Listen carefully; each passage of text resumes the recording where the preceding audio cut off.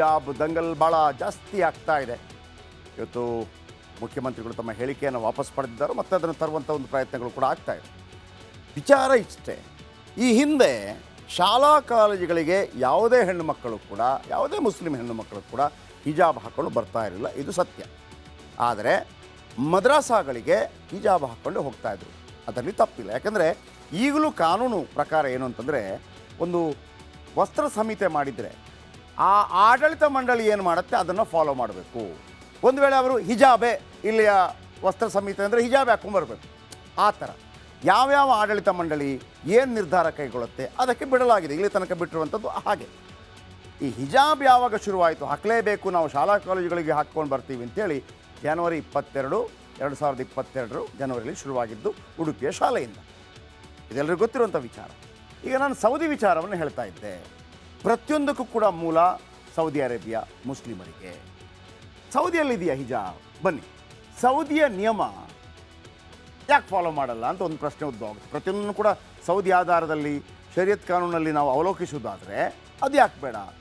Islamic ದೇಶಗಳಿಗೆ ಬೇಡದ ಹಿಜಾಬ್ ಇಲ್ಲಿ ಯಾಕೆ ಅನ್ನುವಂಥ ಪ್ರಶ್ನೆ ಉದ್ಭವ ಆಗುತ್ತೆ. ಸೌದಿ ಅರೇಬಿಯಾದ ದೊರೆಗಳು ಮಾಡಿದ ರೂಲ್ಸ್ ಏನು ಗೊತ್ತಾ ನಿಮಗೆ? ಸೌದಿ ಅರೇಬಿಯಾ ಕಟ್ಟರ್ ಮುಸ್ಲಿಂ ರಾಷ್ಟ್ರ. ಸೌದಿ ಅರೇಬಿಯಾ, ನಾನು ದುಬೈ UAE ಹೇಳ್ತಾ ಇಲ್ಲ, ಸೌದಿ ಅರೇಬಿಯಾ ಹೇಳ್ತಾ ಇರೋದು.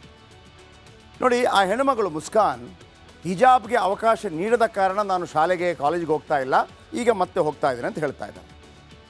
ಆದರೆ ಹಿಜಾಬ್ಗೆ ಅವಕಾಶ ನೀಡದಿದ್ದಕ್ಕೆ ಕೆಲವರು ಪರೀಕ್ಷೆ ಬರೆಯಲಿಲ್ಲ. ಆದರೆ ಸೌದಿಯ ಪರೀಕ್ಷಾ ಕೊಠಡಿಗಳಲ್ಲಿ ಅಭಯ ಬ್ಯಾನ್ ಮಾಡಿದ್ದಾರೆ. ಅಭಯ ಅಂತಂದರೆ ಅದೇ ಈ ಹಿಜಾಬ್ ಥರನೇ ಅಲ್ಲಿ ಅಭಯ ಅಂತ ಕರೀತಾರೆ. ಸೌದಿ ಅರೇಬಿಯಾ ಶಾಲೆಗಳಲ್ಲಿ ಸಮವಸ್ತ್ರಗಳನ್ನು ಮಾತ್ರ ಧರಿಸಬೇಕು, ಇದು ಸೌದಿ ಅರೇಬಿಯಾ ಕಾನೂನು. ಪವಿತ್ರವಾದಂತಹ ಮುಸ್ಲಿಮರ ಮೆಕ್ಕಾ, ಕಾಬಾ, ಮದೀನಾ ಸೌದಿಯಲ್ಲೇ ಇದೆ, ಎಲ್ಲಕ್ಕೂ ಮೂಲ ಸೌದಿಯೇ. ಅಭಯ ಅಂದರೆ ಹಿಜಾಬನ್ನೇ ಹೋಲುವಂಥ ಒಂದು ದಿರಿಸು, ಆದರೆ ಅಲ್ಲಿ ಶಾಲಾ ಮಕ್ಕಳು ಅದನ್ನು ಹಾಕುವ ಹಾಗಿಲ್ಲ. ಇರಾನ್ನ ಮಹಿಳೆಯರಿಗೆ ಬುರ್ಕಾ, ಹಿಜಾಬ್ ಬೇಡ ಆಗಿದೆ, ಅವರು ಕಿತ್ತು ಬಿಸಾಕಿದ್ದಾರೆ, ಅದು ಬೇರೆ ವಿಚಾರ, ಅದಕ್ಕೆ ಬರುವಂಥದ್ದಲ್ಲ. ಸೌದಿ ಅರೇಬಿಯಾ ವಿಚಾರಗಳು ಬಂದಾಗ ಹೇಳಿದ್ದು. ಹಾಗಿದ್ರೆ ಎಲ್ಲೆಲ್ಲಿ ಹಿಜಾಬ್ ಬ್ಯಾನ್ ಇದೆ ಬನ್ನಿ ನೋಡೋಣ. ಇಡೀ ವಿಶ್ವದಾದ್ಯಂತ ಎಲ್ಲೆಲ್ಲಿ ಬ್ಯಾನ್ ಇದೆ, ಇದು ಬ್ಯಾನ್ ಮಾಡಿರೋದು ಬೇರೆ ಬೇರೆ ಕಾರಣಗಳಿಗಾಗಿ. ಎಲ್ಲೆಲ್ಲಿ ಬ್ಯಾನ್? ಚೀನಾದಲ್ಲಿ ಬ್ಯಾನ್ ಇದೆ, ಕೆನಡಾದಲ್ಲಿ ಬ್ಯಾನ್ ಇದೆ, ರಷ್ಯಾದಲ್ಲಿ ಬ್ಯಾನ್ ಇದೆ, France, Austria, Netherland, Bulgaria, Sri Lanka, Switzerland. China, Canada, Russia, France, Austria, Netherland, Bulgaria, Sri Lanka, Switzerland, ಇಲ್ಲೆಲ್ಲ ಬ್ಯಾನ್ ಇದೆ. ಬನ್ನಿ, ಇವತ್ತು ಒಟ್ಟಾರೆ ಇಷ್ಟೆಲ್ಲ ಆಯ್ತಲ್ಲ, ನಮ್ಮ ರಾಜಕೀಯ ನಾಯಕರುಗಳು, ವಿಶೇಷವಾಗಿ BJP ಇದನ್ನು ಯಾವ ರೀತಿ ತಗೊಳ್ತು, BJP ನಾಯಕರುಗಳು ಏನೆಲ್ಲ ರಿಯಾಕ್ಷನ್ ಕೊಟ್ಟರು, ಅದಕ್ಕಿಂತ ಮೊದಲು ಕಾಂಗ್ರೆಸ್ ನಾಯಕರು ಏನು ರಿಯಾಕ್ಷನ್ ಕೊಟ್ಟರು ಮತ್ತು BJP ನಾಯಕರು, ಬನ್ನಿ ನೋಡೋಣ. ಇಲಾಖೆಯಲ್ಲಿ ಆ ಥರದ್ದೇನೋ ಚರ್ಚೆ, ಮಂತ್ರಿಗಳಿಗಿಂತ ದೊಡ್ಡವರು ಯಾರಾದರೂ ಇದ್ದಾರನ್ರಿ? ಸೊ ಅವ್ರ ಹತ್ರ ಚರ್ಚೆ ಮಾಡಿ ಹೇಳ್ತೀನಿ. ಅಲ್ಲ, ನೀವು ಇಲಾಖೆ ಅಧಿಕಾರ ವಹಿಸ್ಕೊಂಡ ತಕ್ಷಣ ಅವ್ರ ಹತ್ರ ಚರ್ಚೆ ಮಾಡಿ ಉತ್ತರ ಸಿಗುತ್ತೆ ನಿಮಗೆ. ಆ ಥರ ಚಿಂತನೆ ಏನೋ ನಡೀತಾ ಇದೆಯಾ ನಿಮ್ಮ ಮಟ್ಟದಲ್ಲಿ? ಅವ್ರ ಜೊತೆ ಮಾತಾಡಿ ಅದ್ರ ಬಗ್ಗೆ ನಾನು ಹೇಳ್ತೀನಿ. ಯಾವಾಗ ನಾಳೆ ಮಾತಾಡ್ತಾರೆ? ಹೇಗೆ ಅವ್ರು ಯಾವಾಗ ನನಗೆ ಕರೆದು ಚರ್ಚೆನ ಮಾಡ್ತಕ್ಕಂಥ ಅವಶ್ಯಕತೆ ಇದ್ದಾಗ ಅವ್ರ ಜೊತೆಗೆ ಚರ್ಚೆ ಮಾಡ್ತೀನಿ. ಹಿಜಾಬ್ ಮೊದಲಿಂದನೂ ನಡ್ಕೊಂಡು ಬಂದಂಥದ್ದು. ಸುಪ್ರೀಂ ಕೋರ್ಟ್ 3 ಬೆಂಚ್ ಸದಸ್ಯತ್ವ ಏನೋ ವಿಚಾರಣೆ ನಡೆಯೋ ಹಂತದಲ್ಲಿದೆ ಇನ್ನು. ಅದು ಆದರೂ ಕೂಡ ಇವತ್ತು ಅವರ ಹಕ್ಕು, ಎಲ್ಲ ಧರ್ಮದವ್ರಿಗೂ ಕೂಡ ಅವರವರ ಉಡುಪುಗಳನ್ನು ಧರಿಸ್ಕೊಳ್ಬೇಕಾದಂಥದ್ದು ಅವರ ಹಕ್ಕು, ಅವರ ರಕ್ಷಣೆ ಮಾಡ್ಕೊಳ್ತಕ್ಕಂಥದ್ದು ಕೂಡ ಅವ್ರ ಹಕ್ಕು. ಸೊ ಹಾಗಾಗಿ ಮುಖ್ಯಮಂತ್ರಿಗಳು ಅದಕ್ಕೆ ಸ್ಪಂದಿಸ್ತಾ ಇರ್ಬೋದು. CM ಹೇಳೋದು ಕಾನೂನಾತ್ಮಕವೂ ಅದೇನು ತಪ್ಪೇನಿದೆ ಅದರಲ್ಲಿ ಹೇಳೋದು. ದಂಗಲ್ ಏನು ಹಿಜಾಬ್ ದಂಗಲ್ ಅಂದ್ರೆ ಏನು? ಅಲ್ಲಿ ಪದ ಯಾಕೆ ಕೇಳ್ತೀರಿ ನೀವು? ಅಲ್ಲ, ಒಂದು ರಿಕ್ವೆಸ್ಟ್ ಮಾಡ್ಕೊಳ್ಳಿ, ಹಿಜಾಬ್ ದಂಗಲ್ ಅಂದ್ರೆ ಏನು? ಅಲ್ರಿ, ಧರ್ಮ ದಂಗಲ್ ಏನಾಗಿದೆ ಅದರಲ್ಲಿ? ಅಲ್ಲ, ಸುಮ್ಮನೆ ಧರ್ಮ ದಂಗಲ್ಲ ಅಲ್ರಿ, ಧರ್ಮ ದಂಗಲ್ ಏನಾಗಿದೆ ಹೇಳ್ರಿ ಅದರಲ್ಲಿ? ಪದಗಳು ಕೂಡ ನೀವು ಸುಮ್ಮನೆ ಹೆಂಗ್ ಬೇಕು ಧರ್ಮ ದಂಗಲ್ ಆಗ್ತದೆ ಅಂದ್ರೆ ಏನು? ಅಲ್ಲ, ಕಾನ್ಸ್ಟಿಟ್ಯೂಷನ್ ಅಲ್ಲ ರೀ, CM ಅವ್ರು ಹೇಳಿರ್ತಕ್ಕಂಥದ್ದು ಕಾನ್ಸ್ಟಿಟ್ಯೂಷನ್ ಇದೆ ಇಲ್ಲೋ? ಮತ್ತೆ ಕಾನ್ಸ್ಟಿಟ್ಯೂಷನ್ ರೈಟ್ ಇದ್ಮೇಲೆ ಕಾನ್ಸ್ಟಿಟ್ಯೂಷನ್ ಪ್ರಕಾರ ಇದ್ರೆ ಮುಗೀತು. ನೀವು ಹೇಳ್ಬೇಕು ಹಂಗೆ, ಮತ್ತೆ ಯಾರಿಗೆ ಪ್ರಶ್ನೆ ಕೇಳಿದ್ರು ಕೂಡ ಅದನ್ನೇ ಕೇಳಬೇಕು. ಅಲ್ಪಸಂಖ್ಯಾತರನ್ನ ತೃಪ್ತಿಪಡಿಸೋಕ್ಕೋಸ್ಕರ ಈ ರೀತಿ ತೀರ್ಮಾನ ತಗೊಂಡೋದನ್ನು ನಾನು ಖಂಡಿಸ್ತೇನೆ. ಅವ್ರಿಗಿದು ಶೋಭೆ ತರುವಂಥದ್ದಲ್ಲ. ಬಹುಸಂಖ್ಯಾತ ಹಿಂದೂಗಳಿಗೆ ಅಪಮಾನ ಮಾಡುವಂಥ ಕೆಲಸವನ್ನು ಮಾಡಿದ್ದಾರೆ. ಅದನ್ನು ಮುಂದೆ ಬರುವಂಥ ಲೋಕಸಭಾ ಚುನಾವಣೆಯಲ್ಲಿ ಜನ ತಕ್ಕ ಪಾಠವನ್ನು ಕಲಿಸ್ತಾರೆ. ಮತ್ತೆ ರಾಜ್ಯದಲ್ಲಿ ಹಿಜಾಬಿಗೆ ಅವಕಾಶವನ್ನು ಮಾಡಿಕೊಡ್ತೇವೆ ಅಂತ ಹೇಳೋದ್ರ ಮುಖೇನ ಶಿಕ್ಷಣವನ್ನು ಕಲುಷಿತಗೊಳಿಸ್ತಕ್ಕಂಥ ಕೆಲಸಕ್ಕೆ ಸ್ವತಃ ಮುಖ್ಯಮಂತ್ರಿಗಳೇ ಕೈ ಹಾಕಿರ್ತಕ್ಕಂಥದ್ದು ಈ ನಾಡಿನ ಒಂದು ದುರಾದೃಷ್ಟ. ಯಾರೂ ಕೂಡ ಮುಖ್ಯಮಂತ್ರಿಗಳಿಂದ ಇದನ್ನು ನಿರೀಕ್ಷೆ ಮಾಡಿರಲಿಲ್ಲ. ನೋಡಿ, ಮೊದಲೇದ್ದು ಸಿದ್ದರಾಮಯ್ಯನವರ ತುಷ್ಟೀಕರಣದ ರಾಜಕಾರಣದ ಇದು ಒಂದು ಪರಾಕಾಷ್ಠೆ. ಇದು ಈಗ ನಾನು ಒಂದು ಪ್ರಶ್ನೆ ಕೇಳ್ತೇನೆ, ಸಿದ್ದರಾಮಯ್ಯ ಹಿಜಾಬ್ ಬ್ಯಾನ್ ಎಲ್ಲಾಗಿತ್ತು? ಸಿದ್ದರಾಮಯ್ಯನವರು ತುಷ್ಟೀಕರಣ, ಸಿದ್ದರಾಮಯ್ಯನವರು ಅವರು ಮೂರ್ಖರಲ್ಲ, ಅವರು ತಿಳಿದೇ ಈ ರೀತಿಯ ಸಂಗತಿಯನ್ನು ಮಾಡ್ತಾ ಇದ್ದಾರೆ. ಹಿಜಾಬ್ ನಿಷೇಧ ಮಾಡಿರಲಿಲ್ಲ, ಶಾಲೆಗಳಲ್ಲಿ ಯೂನಿಫಾರ್ಮನ್ನು ಕಡ್ಡಾಯ ಮಾಡಿತ್ತು. ಈಗ ಮಾನ್ಯ ಮುಖ್ಯಮಂತ್ರಿಗಳು ಸಿದ್ದರಾಮಯ್ಯನವರು ಯೂನಿಫಾರ್ಮಿಗೆ ಹಿಜಾಬ್ ಜೋಡಿಸ್ತಾರೋ ಅಥವಾ ಯೂನಿಫಾರ್ಮನ್ನು ಕಡ್ಡಾಯ ಅನ್ನೋದು ತೆಗಿತಾರೋ? ಈಗಿರೋ ಪ್ರಶ್ನೆ ಇಷ್ಟೇ. ಸಮವಸ್ತ್ರ ಬೇಕು ಅನ್ನೋಂಥದ್ದು ಒಂದು ಶಿಕ್ಷಣ ನೀತಿ.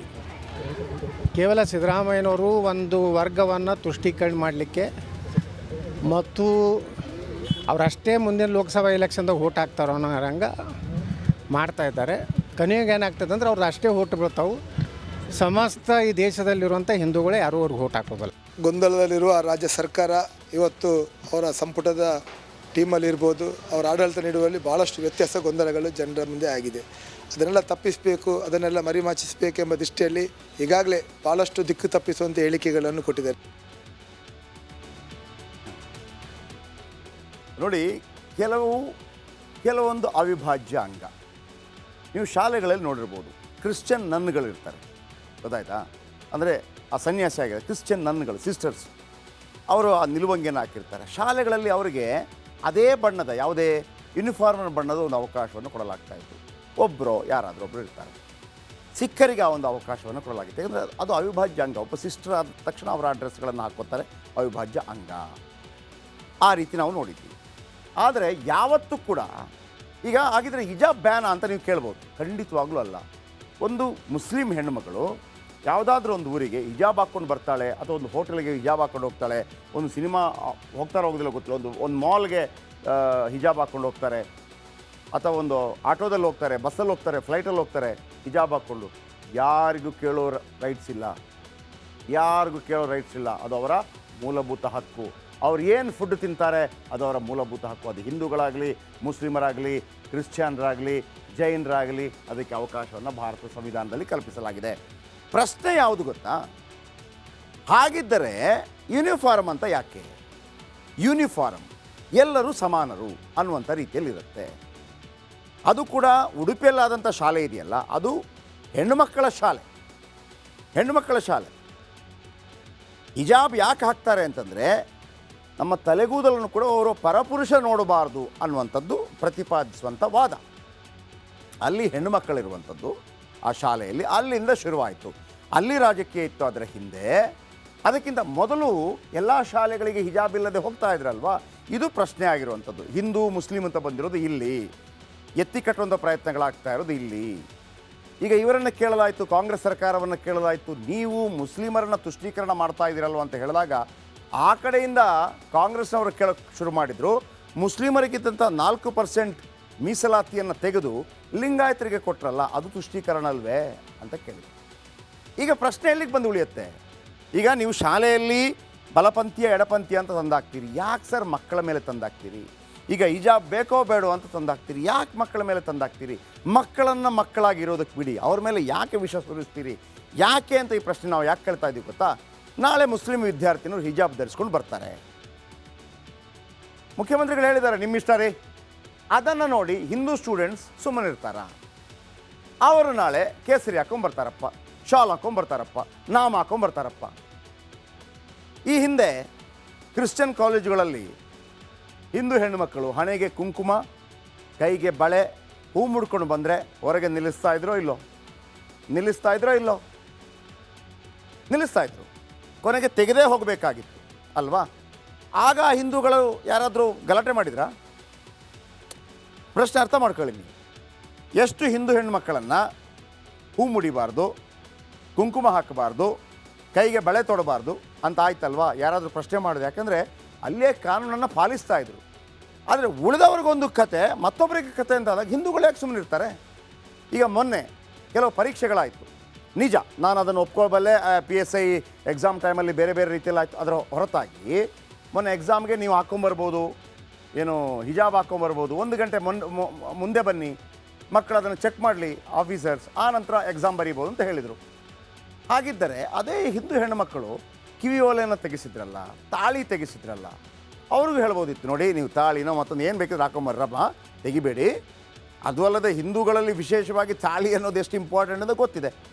1 ಗಂಟೆ ಮೊದಲು ಬನ್ನಿ, ಚೆಕ್ ಮಾಡಿಸಿ ವಾಪಸ್ ಹಾಕೊಳ್ಳಿ ಅಂತ ಹೇಳ್ಬೋದಿತ್ತಲ್ಲ. ಇದು ತುಷ್ಟೀಕರಣ ಅಂತಾರೆ. ಅವರು ಇವರು ಅಂತ ನಾನು ಹೇಳ್ತಾ ಇಲ್ಲ, ರಾಜಕಾರಣ ಮಾಡೋದೇ ಇಷ್ಟು. ಈಗ ನಮ್ಮ ಪ್ರಶ್ನೆ, ಹಿಂದೂ ವಿದ್ಯಾರ್ಥಿಗಳು ಕೂಡ ನಾಳೆ ಇದೇ ಥರ ಬಂದರೆ ಬೇರೆ ಯಾರು ಪ್ರಶ್ನೆ ಮಾಡಬಾರ್ದಲ್ವಾ? ಅವರು ಹಿಜಾಬ್ ಧರಿಸ್ತಾರೆ, ಇವರು ಕೇಸರಿ ಸಾಲ್ ಧರಿಸ್ತಾರೆ, ಬಟ್ಟೆ ನಮ್ಮ ಇಷ್ಟ ಅಂತ ಮುಖ್ಯಮಂತ್ರಿಗಳು ಹೇಳಿದ್ದಾರೆ. ಮುಸ್ಲಿಂ ಹುಡುಗರು ನಾಳೆ ಟಕ್ಕೆ ಧರಿಸ್ಕೊಂಡು ಬಂದರೆ ಏನು ಮಾಡ್ತೀರಿ? ಇದೆಲ್ಲ ಇದೆಯಲ್ಲ ಭಾಳ ಸೆನ್ಸಿಟಿವ್. ಇದಕ್ಕೆ ಎಲ್ಲರೂ ಕೂತು ಒಂದು ನಿರ್ಧಾರವನ್ನು ಕೈಗೊಳ್ಳಬೇಕು. ರಾಜಕೀಯ ಮಾಡ್ಕೊಳ್ಳಿದ್ದೀನಿ, ಮಕ್ಕಳಲ್ಲಿ ವಿಷ ಬೀಜ ತುಂಬಬೇಡಿ, ಇದು ದೇಶಕ್ಕೆ ಒಳ್ಳೆಯದಲ್ಲ, ಇಷ್ಟನ್ನು ನಾವು ಹೇಳ್ತಾ ಇದ್ದೀವಿ. ಇದೆಲ್ಲ ಆದ ನಂತರ ಸಿದ್ದರಾಮಯ್ಯ ನಿನ್ನೆ ವೀರಾವೇಶದಿಂದ ಮಾತಾಡಿದರು. ಅಲ್ಲಿ ಸರ್ಕಾರದ ಕಾರ್ಯಕ್ರಮವಾಗಿತ್ತು. ಎಲ್ಲರೇ ಹಿಜಾಬ್ ಹಾಕೊಂಡು ಹೋಗ್ಬೋದು ಅಂತ ಹೇಳಿದರು. ಆ ನಂತರ ಇವತ್ತೊಂದು ಯೂ ಟರ್ನ್ ತಗೊಂಡ್ರು. ಏನು ಹೇಳಿದರು ಬನ್ನಿ ಕೇಳಿಸ್ಕೊಂಡು. ಹಿಜಾಬ್ ಅದು ವಾಪಸ್ ತಗೊಂಡ್ಬಿಡ್ತೀವಿ, ಏನು ಹಿಜಾಬ್ ಇಲ್ಲ, ಈಗ